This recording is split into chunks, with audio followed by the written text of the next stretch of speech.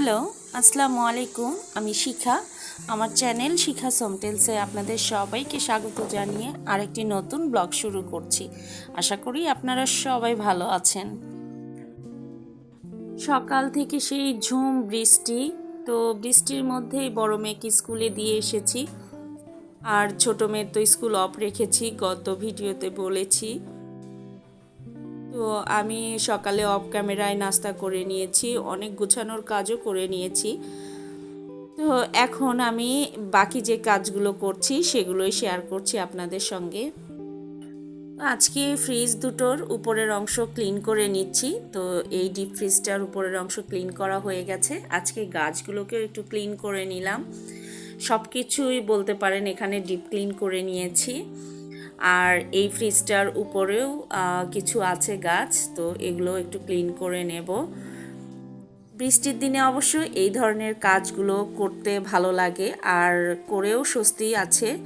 অন্য দিনগুলোতে যেরকম ধুলাবালি ক্লিন করতে গেলে দেখা যায় ধুলাবালি প্রচুর বাতাসে ওড়ে, আর আমার জন্য সেটা একটু বেশি কষ্টকর হয়ে যায়। তো এখন যেহেতু আবহাওয়াটা একটু অন্যরকম, তো আজকে যতই ধুলাবালি ক্লিন করি না কেন আজকে আর অতটা সমস্যা হবে না। আর এমনিতেই তো ঈদের আগে এগুলো ক্লিন করতেই হবে, যদিও আমি ঈদ এখানে করি না, আমাকে চলে যেতে হয় বগুড়ায়। তবুও সব কিছু ক্লিন করে রেখে আমি যাই। তো ফ্রিজের ভিতরেও ক্লিন করতে হবে, তো ভাবলাম যে আগে উপরের অংশগুলো ক্লিন করে নিই। তো এই গাছগুলোও ক্লিন করে নিলাম। এখন ফ্রিজের ভিতরের অংশ ক্লিন করা এটা ভাবছি আগামীকাল করে নেব, কারণ একদিনে সব কাজ করতে পারবো না। আর তার মধ্যে আজকে আবার আমার বড় মেয়ের জন্মদিন। তো যদিও বাসায় তেমন কোনো আয়োজন করি নাই বা বাইরের কোনো গেস্টকে বলা হয় নাই, ওর বাবারও মিটিং আছে, ওর বাবার কলিগরা সাধারণত প্রতিবারই আসে, তো আজকে তো আসতে পারবে না।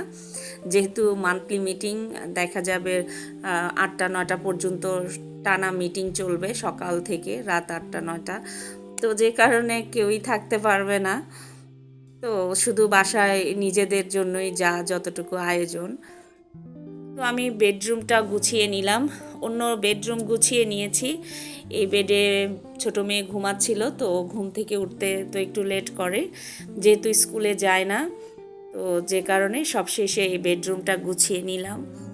আর এখন চলে এসেছি কিচেনের টুকিটাকি একটু ক্লিন করার কাজ করব। যদিও ডিপ ক্লিন করা হয়ে গেছে, এখন আর ডিপ ক্লিন করতে হবে না। এখন একটা ক্লিন ন্যাপকিন দিয়ে আলতো করে ক্লিন করে নিচ্ছি সব কিছু, এতেই সব কিছু সুন্দর থাকবে। ধুলাবালির যন্ত্রণায় কিছুদিন হলো আমার এমন অবস্থা যে মনে হচ্ছিল আমি পাগল হয়ে যাব, মানে খুব অস্থির হয়ে গিয়েছিলাম। তো কয়েকদিন হলো একটু বৃষ্টি হওয়ার কারণে একটু স্বস্তিতে আছি যে ধুলাবালি আর ওভাবে ঢুকছে না। আর ক্লিন করলেও দেখা যাচ্ছে একদিন ক্লিন করলে আর 2-3 দিন ক্লিন করতে হচ্ছে না। সব কিছুরই যেমন ভালো দিক আছে, আবার মন্দ দিকও আছে। যেমন সুবিধা আছে তেমন অসুবিধা। বৃষ্টিতে যেমন ধুলাবালি কম হচ্ছে, একটা জায়গা ক্লিন করলে সেটা ওভাবেই থাকছে কয়েকদিন, কিন্তু কাপড় শুকাচ্ছে না, এটা আর এক যন্ত্রণা হয়ে গেছে। কয়দিন কাপড় না ধুয়ে রাখা যাবে, না শুকিয়ে রাখা যাবে, মানে এমন অবস্থা। আমার যে ছোট্ট রুমটা, ওই রুমটার ভিতরে শেষ পর্যন্ত রশি টানিয়েছি, কয়েকটা রশি টানিয়েছি, যেহেতু ওই রুমে কেউ থাকে না। তো কাপড়গুলো একটু পানি ঝরে গেলেই সেগুলো আবার ওখানে দিয়ে ফ্যানের বাতাসে শুকাতে হচ্ছে। আর এই তো কিছু আম নিয়ে এসেছে আমার হাজব্যান্ড, তো ওগুলো আমি কার্টুন থেকে নামিয়ে নিয়েছি, কারণ ওগুলো যদি দ্রুত বের না করি তো ওর ভিতরে চেপে থেকে আর ভাপ জমে আমগুলো নষ্ট হয়ে যাবে। তো এগুলো একটু খোলা জায়গায় এভাবেই রাখছি যে বাতাস ঢুকবে, একটু ভালো থাকবে। তো বড় একটা ট্রের উপরে পেপার দিয়ে তার উপরে এভাবে রাখছি, আর যে কটা ওখানে ধরছে না সে কটা কার্টুনের ভিতরেই রেখে দিচ্ছি। আর এদিকে বাসার সব কাজ শেষ করে গুছিয়ে রেখে আমি আবার চলে এসেছি আপুর বাসায়। আজকে বাবুর জন্মদিন উপলক্ষে আপুদেরকেই বলেছিলাম আমার বাসায় যেতে। তো মেজো আপুর আবার প্রচণ্ড জ্বর, তো সে আর যেতে চাচ্ছিল না। আবার বড় আপুরও শরীর খুব একটা ভালো লাগছিল না। তো তো বাসায় আবার আমার হাজব্যান্ড নেই, তো সব কিছু মিলিয়ে শেষ পর্যন্ত আপু বলল যে তার চেয়ে তুই এখানে চলে আয় বাবুদেরকে নিয়ে, এখানেই আজকে ওর জন্মদিন হোক। তো যাই হোক, বাবুদেরকে নিয়ে আপুর বাসায় চলে গেছি। তো ওখানে গিয়ে তো আমি রান্না করলাম, আমি বললাম ঠিক আছে, আমি তো বাসায় রান্না করতামই, তো এখানে রান্না করি, আপনারা বসেন। তো এদিকে মুরগির মাংস ভুনা করছি আর ডিম ভুনা করব। তো ডিমগুলো হালকা ভেজে নিয়েছি আর মুরগির মাংসটা কষিয়ে নিয়েছি। প্রথমে ভেবেছিলাম পোলাও রোস্ট এগুলো করব, কিন্তু পরে চিন্তা করলাম যে পরপর দুদিন পোলাও রোস্ট এগুলো খাওয়া ঠিক হবে না, কারণ এখানে বিভিন্ন এজের মানুষ আছে, সবাই তো আর এই বয়সে এসে এই টাইপের খাবার সবসময় খেতে পারে না। কারণ গতকাল আপুর বাসায় বিরিয়ানি খাওয়া হয়েছে, তো আজকে আবারও যদি পোলাও করি তো মুশকিল হবে। তো ভাবলাম যে রাতে না হয় বাবুদেরকে কিছু করে দিব, আর এখানে দুপুরে সাদা ভাতের সঙ্গে যেগুলো করা যায় সেই ধরনের খাবারই করছি। আর এখানে মাছ ভাজা হচ্ছে আর একটা চচ্চড়ি রান্না করছি। আমার চচ্চড়িটা সবারই খুব পছন্দ, তো আমার মতো করেই একটা চচ্চড়ি রান্না করছি। এখানে ছোট আলু সেগুলোকে স্লাইস করে কেটে ধনিয়া পাতা দিয়ে আর ছোট মাছ দিয়ে রান্না হচ্ছে।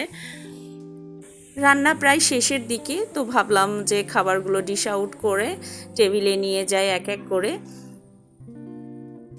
ছোটো বাবুর অসুস্থতার জন্য স্কুল অফ রেখেছি, তো ও আবার বাসায় একদমই একা থাকতে চায় না, তো যে কারণেই আমার পুরো দিনটা প্রায় আপুর বাসায়ই কেটে যায়। প্রতিদিনই বাসার কাজ গুছানোর কাজ যেগুলো থাকে এগুলো কমপ্লিট করে বড় মেয়েকে স্কুল থেকে নিয়ে আপুর বাসায় চলে আসি। তারপর দেখে যায় একবারে সন্ধ্যায় যাই কোনো দিন হয়তো বা রাতে যাই, এভাবেই চলছে কয়েকদিন হলো।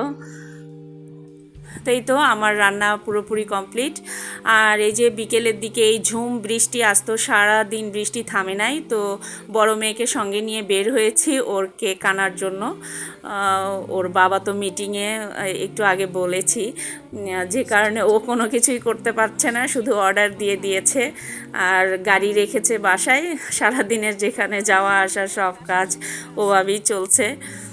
তো এই তো মেয়ের কেক নিয়ে এসেছি, তো সন্ধ্যার আগেই ভাবলাম দ্রুত এগুলো কেটে তারপর আবার বাসায় চলে যাব, কারণ মিটিং শেষ হওয়ার আগেই গাড়ি ছেড়ে দিতে হবে। আর এখন যদি আমি না যাই, গাড়ি ছেড়ে দিই, তাহলে আবার রিকশায় যেতে হবে, আর যে পরিমাণ বৃষ্টির সঙ্গে বাতাস, রিকশায় যাওয়া কোনোভাবেই সম্ভব নয়। ছোটোবাবু যদি ভিজে যায় আরও বেশি অসুস্থ হয়ে যাবে, যে কারণে আপুকে বললাম যে রাতে আর এখানে খাওয়া দাওয়া কিছু করব না, আমি বাসায় যেয়ে ওদেরকে কিছু করে দিব। এখন কেকটা কাটা শেষ করে আমি বাসায় নিয়ে যাই। এবার মূলত ওয়েদার এবং ছোটোবাবুর অসুস্থতার কারণেই ওর জন্মদিন প্রতিবার যেভাবে আয়োজন করা হয় সেভাবে করা গেল না, একদম ঘরোয়াভাবেই করা হলো। আমার দুই বাবুর জন্যই দোয়া করবেন, ওরা যেন ভালো থাকে, সুস্থ থাকে। আর আমার ভিডিও যদি আপনাদের ভালো লেগে থাকে ছোট্ট করে একটা লাইক দিতে পারেন, আর যারা নতুন দেখছেন চাইলে চ্যানেলটিকে সাবস্ক্রাইব করে দিতে পারেন। তো বাসায় ফিরে এসেছি, তো রাতে ওদের জন্য নতুন করে আর তেমন কিছুর আয়োজন করি নাই। বাসায় শাসলিক রেডি করা ছিল, ফ্রোজেন করা ছিল, তো ওদের জন্য একটু শাসলিক ফ্রাই করে দিচ্ছি আর ফ্রাইড রাইস করেছি, ঝটপট আর কি যা করা যায়, তো সেটাই করলাম।